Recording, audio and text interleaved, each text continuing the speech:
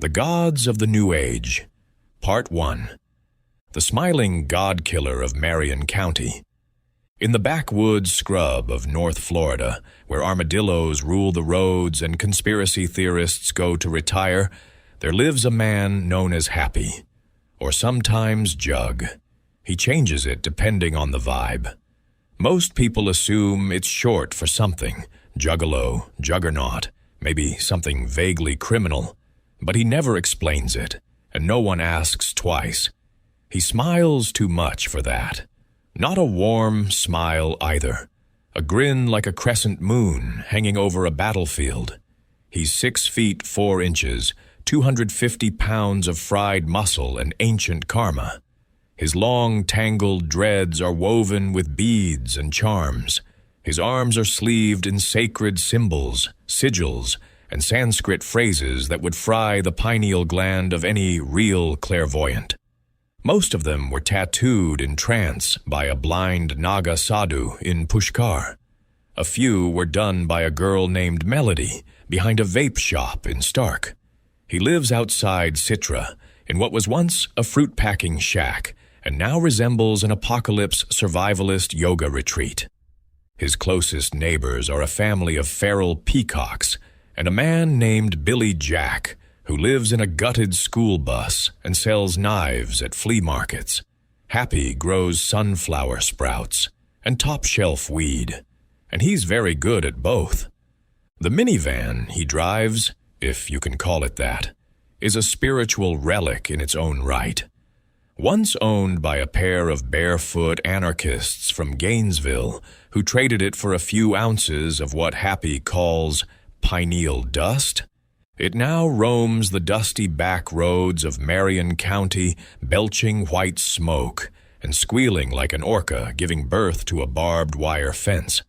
Covered in COEXIST stickers, faded chakras, anti-Fed slogans, and something that just says Saturn is a lie, it is as conspicuous as it is sacred.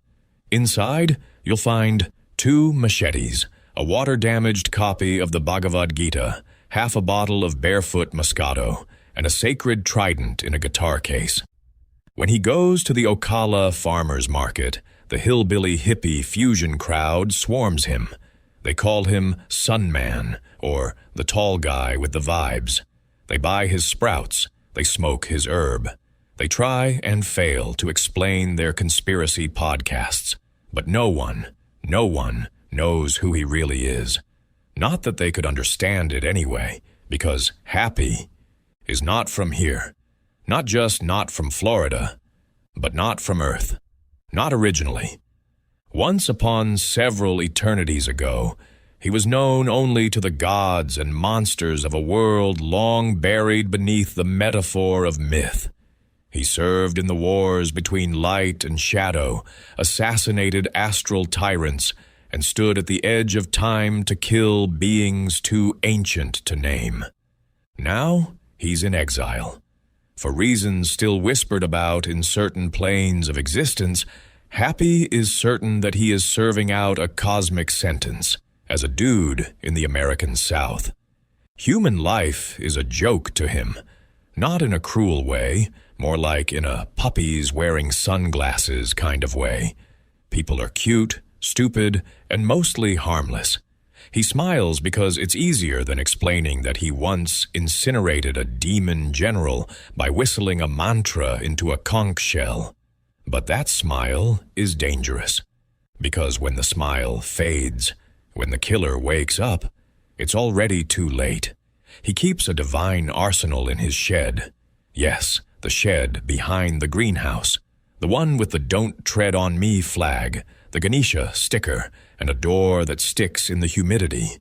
Inside are 2 celestial swords wrapped in oilcloth, a golden vajra of thunderous karma, a pump-action shotgun engraved with Om Namah Shivaya, and a Cuban cigar box full of hellfire bullets. Florida calls itself the gunshine state for a reason. Happy fits right in. He mostly lounges in a hammock strung between 2 live oaks, drinking cheap wine and feeding the goats peanut butter crackers. He watches the sky the way some people watch stock markets, and sometimes, just sometimes, his body goes still, not asleep, not awake, called. His soul is yanked from its mortal coil like a pearl from an oyster. The van door swings open, a crow screams, the wine glass tips, and somewhere in another realm, another dream assignment begins.